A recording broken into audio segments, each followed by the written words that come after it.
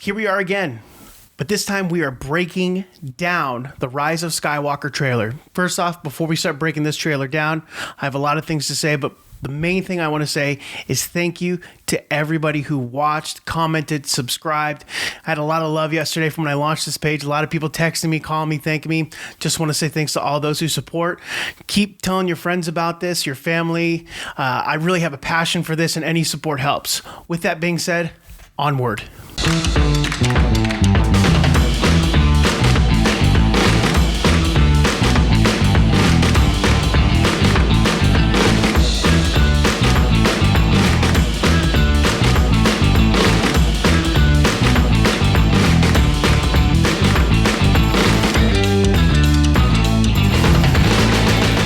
So, the Rise of Skywalker. Let's take a look at the first clips of Rise of Skywalker.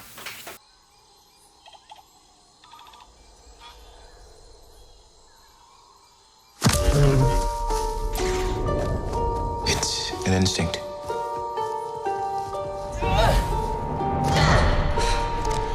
A feeling. The Force brought us together. First, we're going to get started with the Lucasfilm logo. Now, at first, I thought with the jungle sounds, I thought maybe we had a new Indiana Jones movie, but rest assured, we did not. We see Rey running through the Force, and it appears that she has the same helmet that Luke had in Star Wars A New Hope when he had to put on the Marksman H combat remote, which we can see right here. She said, screw the regular training, I'm going full tilt here, and she's running and blocking at the same time. Or perhaps maybe she's running towards something, peril, her friends being in danger. Who knows? Let's move on. We then see Rey doing her best Jumpman impression over a ravine, which cuts to what I think is the Return of the Jedi Death Star remains. What I loved about that shot is it kind of replicated what we saw her doing as a scavenger in Force Awakens, so sort of a full tilt thing going on there for her. We then see Finn and hear Finn talking about the Force and how it connects everybody together as he's looking through some binoculars, but what could he be looking at? Because he looks awfully confused.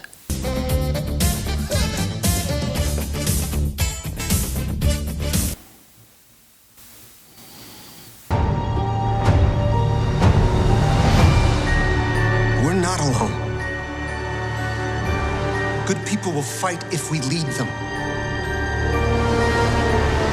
Okay, so Rey is now continuing her journey in the next Rocky movie by still this montage trading going on. We then cut to a shot of a crowd gathering around somebody, and that somebody is Lando Calrissian, and it looks like he's having story time with Lando Calrissian.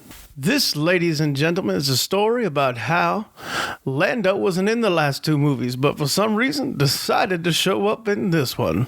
We then cut to a shot of Kelly Marie Tran back in Star Wars, but it looks like there's behind her actor Dominic Monaghan and Billie Lourd, Carrie Fisher's late daughter. Are they setting up a new story arc with two more people that are supposed to be falling in love with each other? There's a lot going on in the background. Lasers are firing. Maybe they're running away from something. We see Tran's character really focused in on something as people are running away. We then cut to the shot of those three most handsome boys in the Star Wars universe right now, Finn, Poe, and Chewbacca. We then see the same class ship as the Tantive 4. Could it be the Tantive 4? Could Leia be in it? She could be coming back to help train Rey or get some people out of there. We don't know. Only time will tell. People keep telling me they know me. No one does. But I do.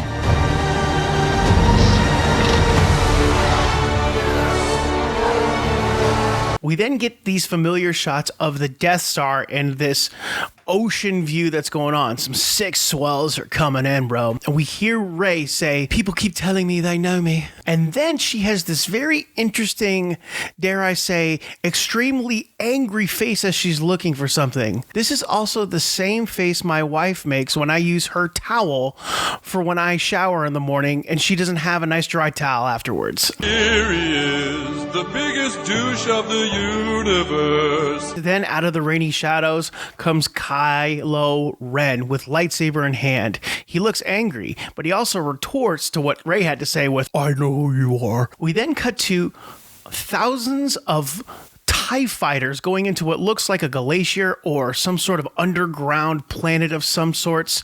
And it looks like maybe this is where Palpatine is stored. Who knows? All I can say is there was a Lucas limited edition amount of TIE fighters that were going into this shot. Long have I waited. And now you're coming together.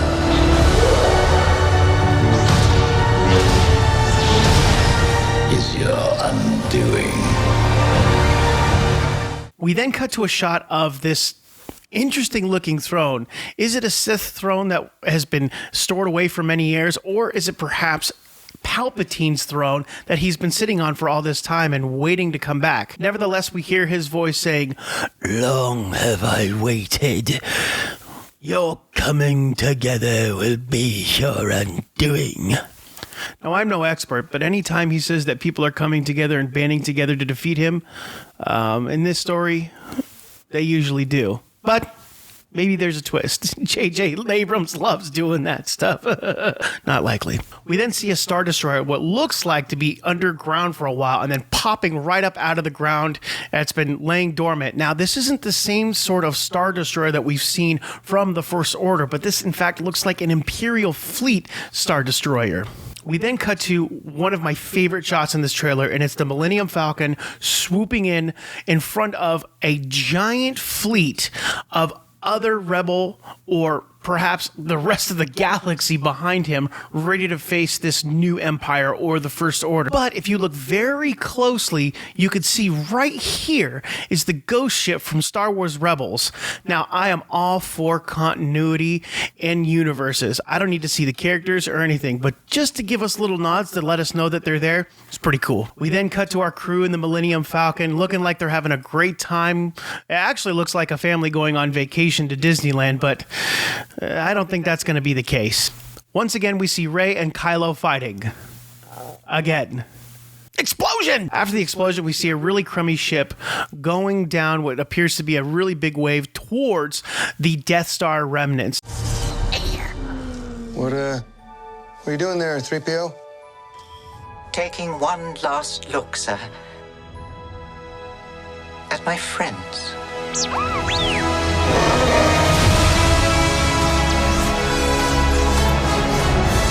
Confronting fear is the destiny of a Jedi.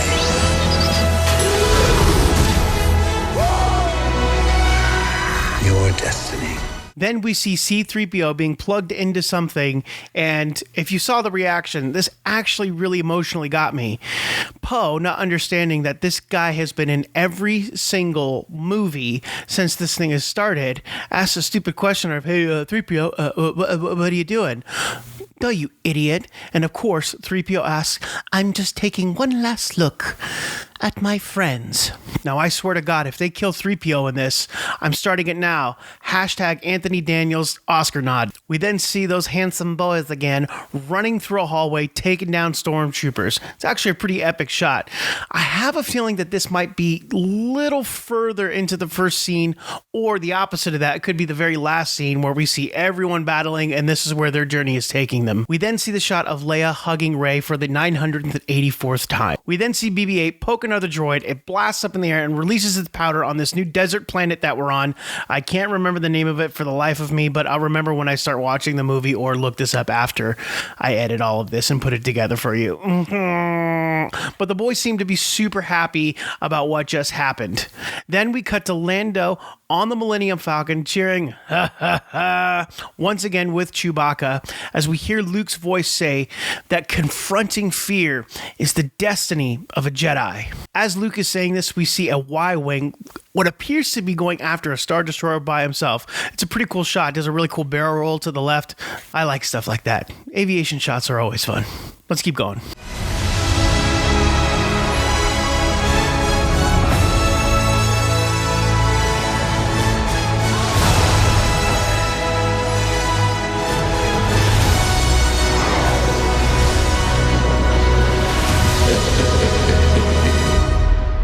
The Force will be with you. Always.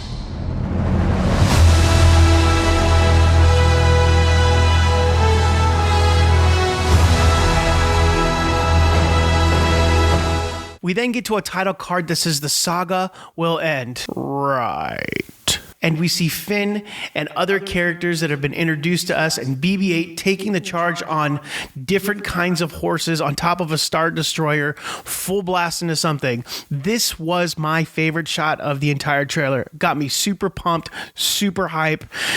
Let's hope they all don't die. We then get a really interesting shot that you might have missed watching it the first time, but it's of Rey and Kylo in the same throne room that Darth Vader and Luke battled in Return of the Jedi in the Return of the Jedi Death Star 2. We then see Finn walking on that makeshift boardwalk that we see of Death Star remains on Endor, yelling out for Rey. Maybe he's upset because she forgot to bring a coat, or it's raining and doesn't want her to catch a cold. Either way, he's concerned. But for real, this could possibly be him watching Kylo and her fighting on this thing. We then cut to the most interesting shot in what I believe to be the first part of Kylo Ren and Rey's duel. Now, what happens here is you see Kylo's helmet is still on his face. We also see them slicing what looks like Darth Vader's helmet. We cut right back again to a bunch of Star Destroyers firing and having this big epic battle. That's where I think this charge is happening with all the little horsies. We then get moody Kylo Ren looking over his shoulder once again at whatever.